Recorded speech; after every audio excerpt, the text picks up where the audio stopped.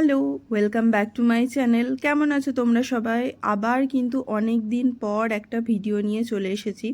তো তোমরা আগের ভিডিওতে দেখেছিলে যে আমি কলকাতায় এসেছি কালী পুজো উপলক্ষে। তো সেই জন্যই ভিডিওগুলো রেগুলার আপলোড করতে পারছি না। তো এরপর থেকে পরপর ভিডিওগুলো আমি আপলোড করার চেষ্টা করব। দিনটা ছিল 31শে অক্টোবর, মানে কালী পুজোর দিন। আর এখন আমি আপাতত মায়ের কাছেই রয়েছি কলকাতাতে। তো কালকে আমরা বর্ধমান যাচ্ছি। আর আজকে সকালের ব্রেকফাস্টে বানাচ্ছি ওটসের চিলা। বাড়ি আসার পর থেকে এত কিছু খাওয়া হচ্ছে, আর মার তো রান্না করার শেষই নেই, এক এক দিন এক এক রকম রান্না। তো আজকে ভাবলাম ওই জন্য সকালবেলা যে একটু হেলদি কিছু খাওয়া যাক। আর সত্যি কথা বলতে পরোটা বা লুচি খেতেও সেরকমভাবে ইচ্ছা করছিল না। ওটসের এই চিলাটা আমি নিজের মতো করেই বানাচ্ছি, কোনো রেসিপি এখানে ফলো করিনি।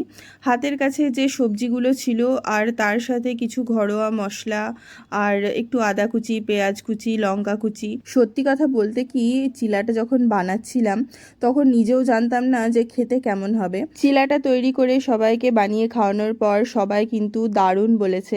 আমার নিজেরও কিন্তু চিলাটা খেতে খুবই ভালো লেগেছে। আর মায়ের তো এতটাই ভালো লেগেছে যে মা বারবার করে আমাকে রেসিপিটা জিজ্ঞেস করছে।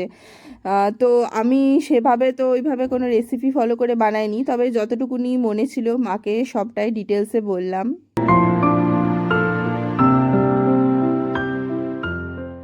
আজ সকালে খাওয়ার জন্য কালকে রাত্রিবেলা ডিটক্স ওয়াটারটা রেডি করে রেখেছিলাম, তো এখন আমি সেটাই খাচ্ছি।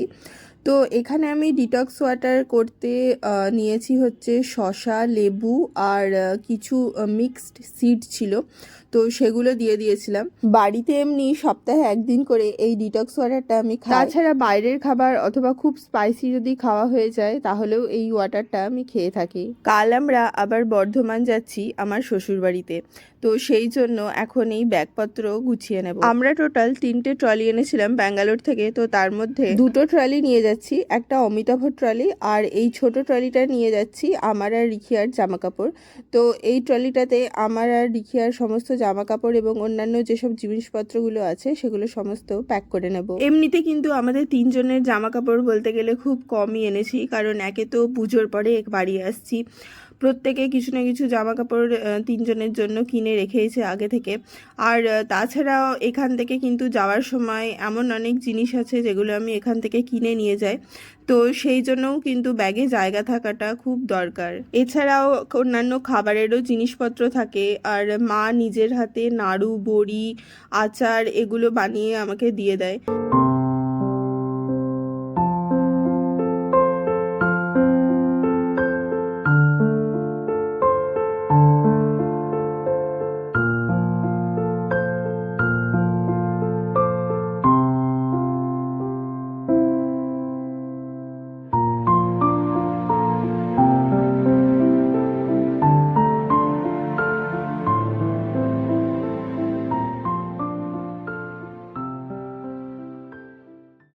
সন্ধেবেলা আমি আর বোন বেরিয়েছিলাম ঠাকুর দেখতে। সত্যি কথা বলতে কি, রাস্তাঘাট কিন্তু একদমই ফাঁকা ছিল।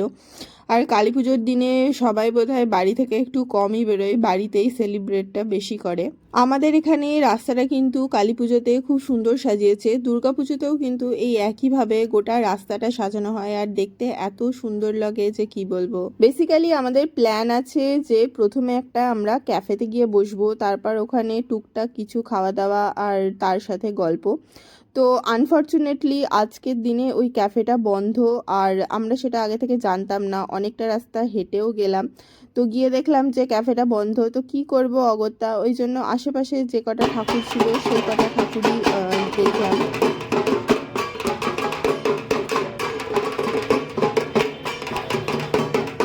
এখানে দেখো কি সুন্দর দুজন মহিলা ঢাক বাজাচ্ছে। আমি কিন্তু এই প্রথম কোনো মহিলাকে ঢাক বাজাতে দেখলাম, দেখে কিন্তু খুব ভালো লাগছিল। রাস্তা দিয়ে হাঁটতে হাঁটতে বেশ কয়েকটা ঠাকুরের দর্শন করলাম।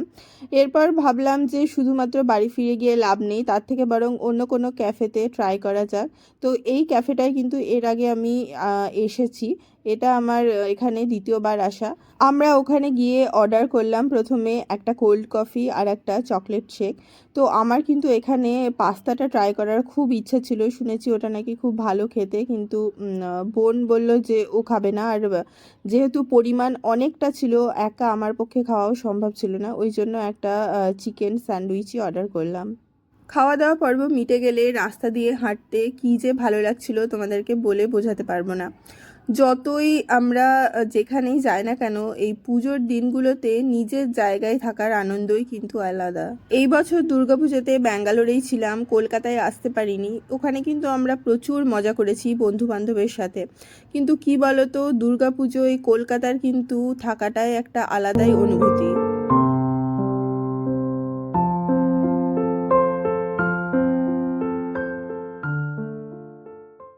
আমাদের পাড়ার মণ্ডপের পুজো শুরু হয় মোটামুটি ওই 9:30 নাগাদ। তো আমি আর মা এখন এসেছি এই পুজোটা দেখতে।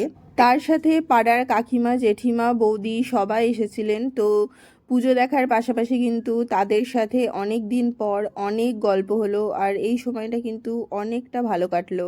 এরই সাথে আজকের ব্লগটাও এখানেই শেষ করছি। ব্লগটা কেমন লাগলো অবশ্যই জানিও, ভালো লাগলে লাইক আর সাবস্ক্রাইব করতে কিন্তু অবশ্যই ভুলো না। আর এটাও জানাতে ভুলো না তোমাদের কালী পুজোর দিনটা কেমন কেটেছে।